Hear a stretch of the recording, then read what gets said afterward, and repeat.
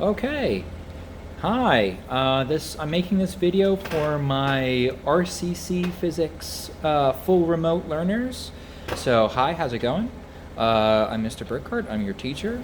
I'm making this video because in class for the three days that I see different thirds of students of my class in class today, I'm introducing myself, likes and dislikes. Just a little bit about me, just so that there's a personal touch and that, the students that are in class get to meet me and know what I'm about. And I'm making this video so that you remote guys don't miss out.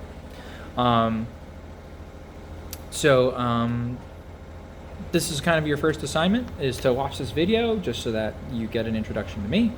And I'm going to talk a little bit about, me, my family, and the requirements in the class.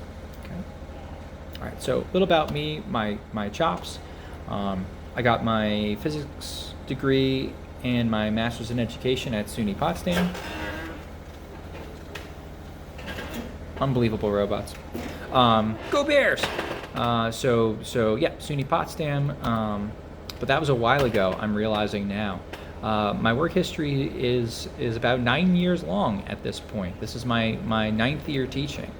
This is my 3rd year at Clarkstown. That's Clarkstown North. This is my 3rd year at North Rockland. Previously, I worked at Clarkstown North High School for 3 years and 2 years at Suffern High School and a year at Huntington Union Free School District on Long Island.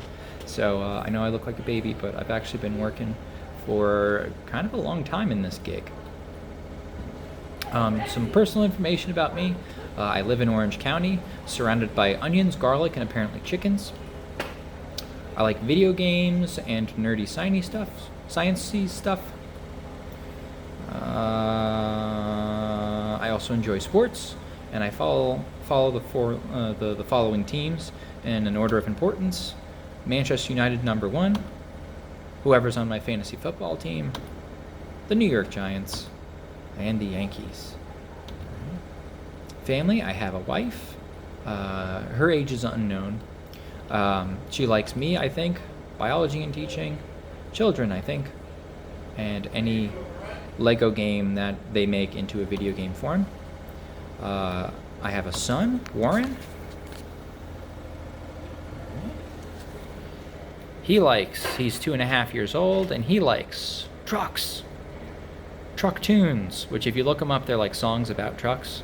They're pretty good. There's a couple of them that are fire that I'm probably going to end up playing for you guys at some point. Paw Patrol, shoulder rides to go see cows/cars, and cheese. He eats cheese at basically every meal. All right. That doesn't apply to you guys. I do have in-classroom requirements, but since you guys aren't in class, I'm going to skip that section if that's okay for you. All right. Requirements of my classroom at-home learning. All assignments and information are going to be found on my Google Classroom, which I should have invited you to. You're not going to be seeing this if you haven't been invited to the Google Classroom. But the Google Classroom, my Google Classroom, is basically where you're going to find all the work. Okay, so make sure you're checking that every day. For every day, you're required to check in on Infinite Campus that you are present. And that's very important because that's my form of taking attendance. And if you aren't marking yourself present, then I'm marking you absent. And if I mark you absent enough times, it becomes an issue.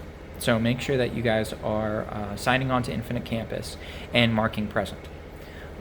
All assignments that I assign you guys are designed to be completed on the day they were assigned unless I indicate otherwise. And I might indicate otherwise. We deal with a lot of complicated problems in RCC physics. So there are times where I'm going to indicate that over a 6-day cycle, right? We have days 1s, 2s, and 3s, and then days 1s, 2s, and 3s, and then day 7 when we all come together again and everybody's remote, right? So I might assign a set of problems over, 2 sets of 3-day cycles. So day 1, 2, 3, 1, 2, 3, at the end of that second 1, 2, 3, that's when the problems would be due. But I'll try to clearly communicate what that date is and what that time is and when that's due. these problems are not, it's not a good idea to try and do all these problems all at once, right? As a professional procrastinator, I can tell you, it's going to be really important that you're doing them and making some progress on them a little bit every day, because if you have questions, you need to reach out to me so that I can fill in holes in your knowledge. Because typically at the end of those 7-day cycles, on that day 7, I'm looking to do some sort of assessment. All right. For number 4, if you are sick or a full-time at-home learner, a video outlining the in-class lesson will always be made available to you. So anything I do in class, I'm going to make a video to send home to you guys, the all remotes. So don't feel like that you're missing out on anything, because I'm going to try and make, a more concise video, sort of summing up what we're doing, and giving you guys the opportunity to try the same activity. And I have to also include this last part. My lessons and materials are not to be copied or distributed for legal liability reasons and because they're awesome. All right. Hey, how's it going?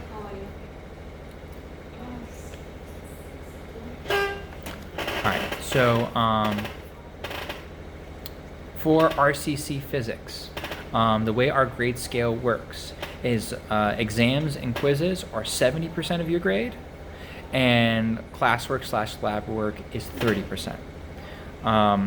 Doing labs is going to be kind of tough. I do have some computer-based labs that are going to be available to you guys, and the classwork is going to be the homework. So if you're keeping up on that stuff, you're at least getting 30% of your grade, and then the quizzes and exams are going to be 70%. I don't get to choose those percentages. Those are set by RCC, and we have to keep with them. Your final average is going to be, I think at this point, 25, 25, 25. I don't think we have a final exam, but I'll get back to you on that. Okay. Things needed to be successful in RCC physics: basic algebra skills, some geometry, a calculator that isn't a phone. Now, for your at-home people, that might be fine.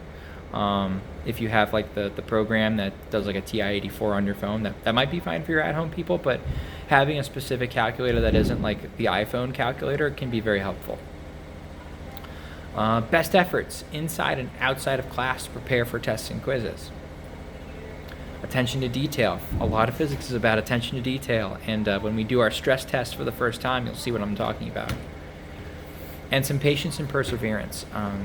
Physics is, especially a college level physics class, might be the first one that's really tough for students who are used to getting, I got 90s and 95s all the time. And the first, 75 on the quiz is going to be kind of like a smack in the face. So learning to learn from that situation and grow a little bit as a learner is really important. If you have any questions for me, feel free to respond in a post in this video. I'm going to have a little blurb when I send this to you guys on Classroom.